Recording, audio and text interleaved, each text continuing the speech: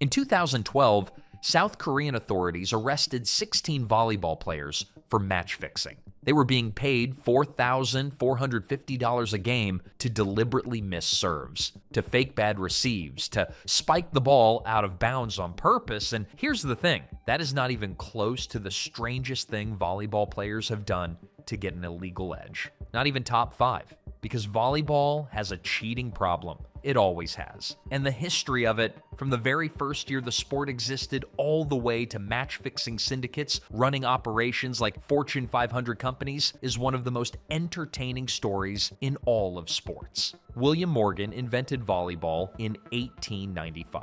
By 1896, people were already lying about whether the ball was in or out. This is that story. William Morgan invented volleyball at a YMCA in Holyoke, Massachusetts. He wanted a sport for middle-aged businessmen who thought basketball was too sweaty and too physical. Volleyball was designed to be gentle. No running, no contact, just a net and a ball and some vague rules about not letting it touch the ground. So when did the cheating start?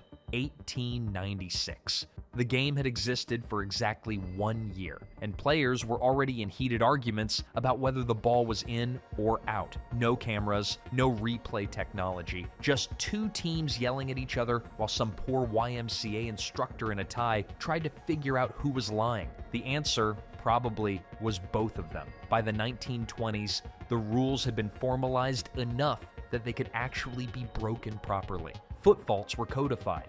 You couldn't step over the serving line when serving. Immediately, players started gaming it. They would slide their feet right up to the edge, sometimes over it. Tiny shuffle forward, just a centimeter, maybe 2, hoping the referee was watching the ball instead of the floor. Referees in the 1920s described spending more time watching feet than watching actual volleyball. They were basically traffic wardens, but for toes. This is the foundation of volleyball's cheating history. Not steroids, not match fixing. Foot faults. Small, petty, perfectly human. But here's the question. What happens when you remove the referee entirely?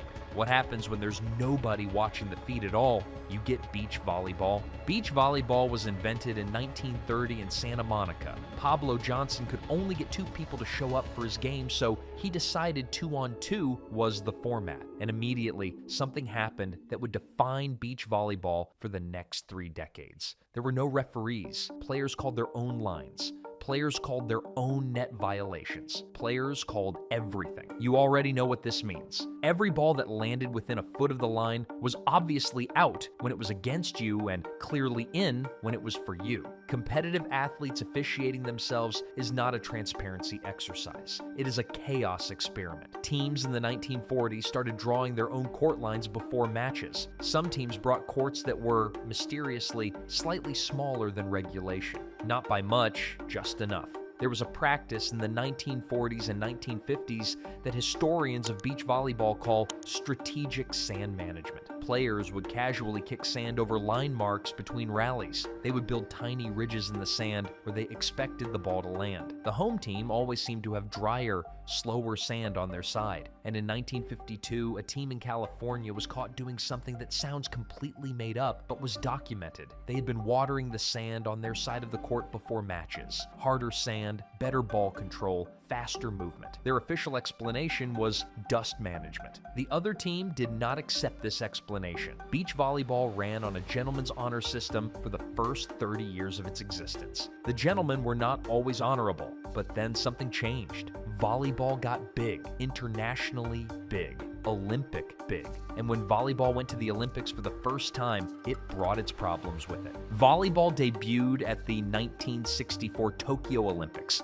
Finally, the sport was legitimate on the world stage. International competition, official referees, real stakes. So what was volleyball's first Olympic scandal? Not doping, not match fixing, not even equipment violations. Japan's women's team dominated so thoroughly that other countries accused them of cheating, not with evidence, just with the certainty that no one could be that good legitimately. The team was called the Oriental Witches. Their coach was known as the Demon. His training sessions were so brutal that competing countries formally complained to the Olympic Committee that the training was inhuman and therefore constituted an unfair competitive advantage.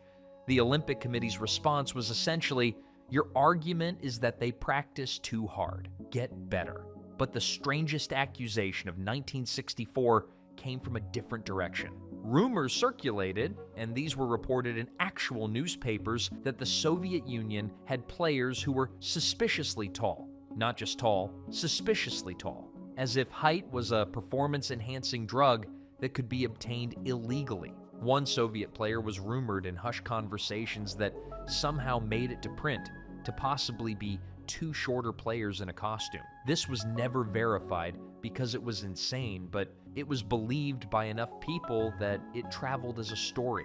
That is how paranoid international volleyball became at its very first Olympics. One team accused another of working too hard. Another team was accused of secretly being two people. This is the stage the sport was setting, because once real money arrived in volleyball, the creativity only went up. The first professional beach volleyball tour launched in 1976. Prize pool, $5,000. That is not a lot of money, but it was enough, because the moment you introduce prize money into a sport, a specific kind of human being appears. The kind who looks at the rule book and asks, technically, which of these can I get away with?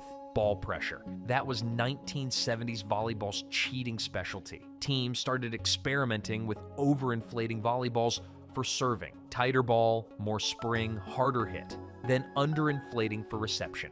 Softer ball, more control. Some teams brought multiple balls to matches, and somehow the official game ball kept changing depending on who was about to serve. In 1978, a team was caught with a ball that measured 2% larger than regulation. Their explanation was manufacturing variance. The ball manufacturer issued a statement confirming that no such variance existed in their production process. It was a very specific statement. Indoor volleyball developed its own signature illegal tactic around the same era: illegal screening. The rule says players can't position themselves in a way that deliberately blocks the server from the opposing team's view. But proving intent is basically impossible. So what you got, particularly from Eastern European teams, was a phenomenon where players would organize themselves in formations that technically might be screening. And then, at the exact moment of service, they would all jump at the same time. For no apparent reason, just jumping. Referees knew, everyone in the arena knew.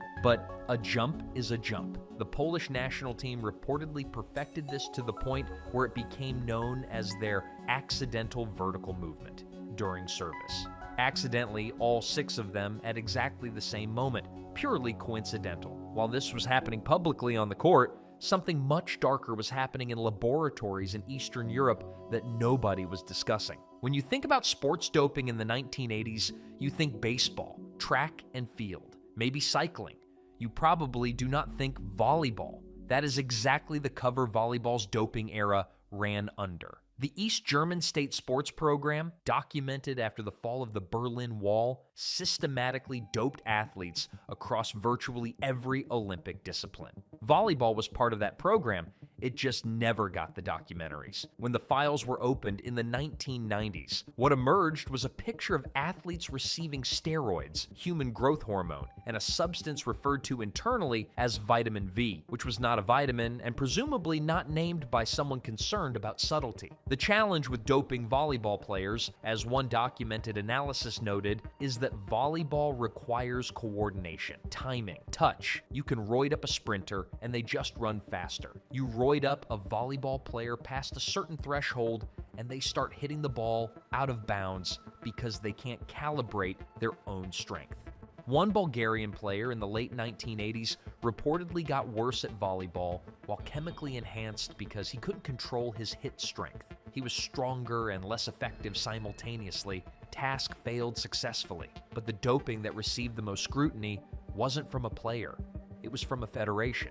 In 2006, at the FIVB World Championships in Tokyo, a Dominican player tested positive for anabolic steroids. The player's explanation was a skin lotion. What happened next is the kind of thing that makes sports governance watchdogs write very long reports. The vice president of the FIVB, the global governing body of volleyball, was accused of using his personal relationship with the FIVB president to shield the player from sanctioning.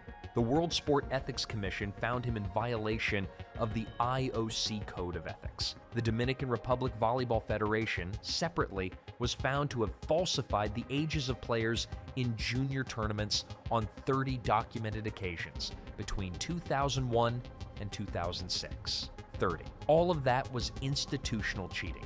The federation cheating alongside its players. But institutional cheating is still, at some level, about individual actors making individual decisions. What came next was bigger than individuals. What came next was organized. You already know the number from the opening. 16. 16 professional volleyball players in South Korea were indicted for match fixing in 2012. But the details make the number feel small. 6 of them were from KEPCO 45, one of the country's top clubs. 4 were from Sangmu, the military team. 2 were from the Hungkook Life Pink Spiders, which is the kind of team name that makes match fixing feel surreal. What they were doing was specific. They were paid to make deliberate errors, bad receives, ball goes slightly off, enough to throw off the set, bad sets, ball positioned an inch too far left for a clean attack, bad spikes, the attacker swings full power and the ball sails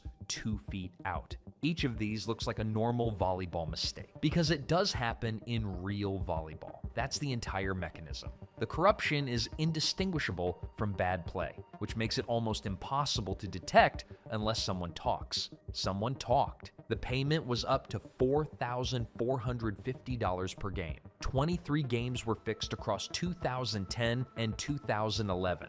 On February 10, 2012, Sangmu, the military club, announced it was withdrawing from the V-League for the remainder of the season. A military sports team withdrawing because of criminal proceedings is a specific kind of institutional embarrassment. 4 players received lifetime bans. 13 others who had financed or offered the bribes were also indicted. What the South Korean investigation revealed, though, was not just a local scandal. The criminal networks involved were connected to the same infrastructure that had just finished dismantling South Korean professional football. The 2011 K-League match-fixing scandal, same networks, different sport. They had moved from soccer to volleyball because soccer had gotten too hot. That's the part that matters. This wasn't rogue players. This was organized crime treating a sports league like a business opportunity. And South Korea was not unique. South Korea made the news. But SportRadar, the global sports integrity monitoring organization, flagged 4 suspicious volleyball matches in their 2023 annual report across the entire world. Out of 68 total suspicious matches across all sports. That might sound small, it is not. Suspicious is a specific term in SportRadar's methodology. It means the betting patterns on that match are statistically anomalous in a way that is consistent with prior knowledge of the result. 4 suspicious volleyball matches means 4 matches where someone knew what was going to happen before it happened. And that is just what SportRadar can see. They can only see the matches where the betting patterns are detectable. In 2023, Brazilian federal police launched an investigation into football match fixing Operation Maximum Penalty that disclosed how organized crime networks operate across multiple sports simultaneously, moving between disciplines as scrutiny increases. Volleyball's visibility in this ecosystem is low. Its betting markets are smaller. Its governance is less watched. That combination makes it attractive.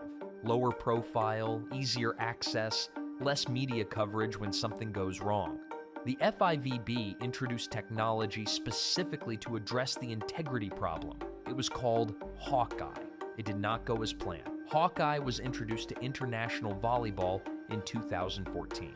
The pitch was simple. Cameras track the ball with millimeter precision. Line calls become objective. The argument about whether the ball was in or out, the argument that started in 1896, the very first year of the sport, would finally be resolved by technology. Referees could no longer be pressured. Players could no longer game the system. Machines don't take bribes. Excellent plan, except at the 2014 match between Russia and Turkey, Hawkeye showed no fault. The referee overruled Hawkeye. Turkey lost. You can build a robot to remove human judgment from the process. You can still give humans the ability to ignore the robot. which removes the entire point of the robot. Players responded to Hawkeye the way humans respond to all surveillance technology, by finding the gaps. Experienced players began learning where the camera blind spots were, specific angles where the system's precision dropped. If you hit a line at exactly the right angle, the tracking algorithm produced an uncertain reading. Players studied this. Beach volleyball looked at Hawkeye and made a collective decision.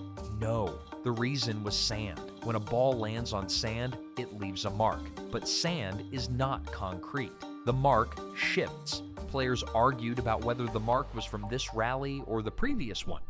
They argued about whether the ball hit the line or the edge of the line. They argued about the depth of the impression and what it implied about trajectory. Hawkeye, in the beach volleyball, produced more arguments than it resolved. So beach volleyball rejected it and went back to arguing without cameras. Technology did not save volleyball from cheating. Technology became another thing to cheat around, which brings us to where things stand now. Modern volleyball cheating looks less like players making deliberate errors and more like institutions making deliberate decisions. The 2016 Olympic qualifier match between Japan and Thailand went to a fifth set. Japan won. Thailand needed to win to qualify. Thai players, officials, and fans publicly accused Japan of fixing the result. They did not have evidence. FIVB investigated and found none. But the accusation spread through Southeast Asian social media with enough velocity that it became its own story. The story was Japan cheated.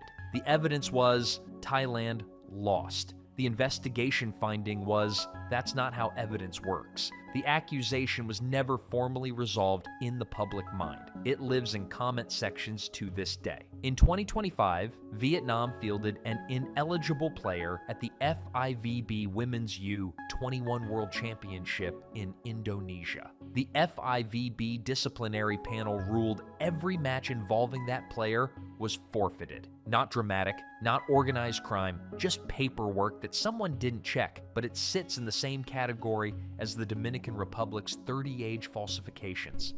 Institutional sloppiness, whether deliberate or not, that distorts results. And the FYVBVP cover-up from 2006 means the governing body has its own documented entry in the ledger. The cheating is not just on the court. It is in the boardroom. It is in the federation offices. It is in the referee appointments and the appeals processes and the paperwork that gets filed or doesn't, which is a long way from 1896 when the problem was a foot sliding 2 centimeters over a serving line. So there it is, from foot faults to federation cover-ups, from beach sand manipulated before dawn to organized crime networks that treat match fixing like a logistics operation. From a Soviet player accused of secretly being 2 people to a governing body VP accused of using personal friendships to bury a doping positive. Volleyball has never stopped evolving. Neither has the cheating. And here's the thing that makes this all coherent. William Morgan didn't invent a sport. He invented a competition. And every time humans create a competition with stakes, even a gentle one invented for middle-aged businessmen, they will find a way to tilt it. Within 12 months, apparently. Every time. The sport has 800 million players. The cheating grew with them, proportionally. Respect the consistency. If you want to see where this sport started, before the match fixing, before the politics, before the sand manipulation, the entire history of volleyball is here. That one will explain how the most cheated sport you've never thought about got this big in the first place. Subscribe if you're here for the chaos. We've got more of it.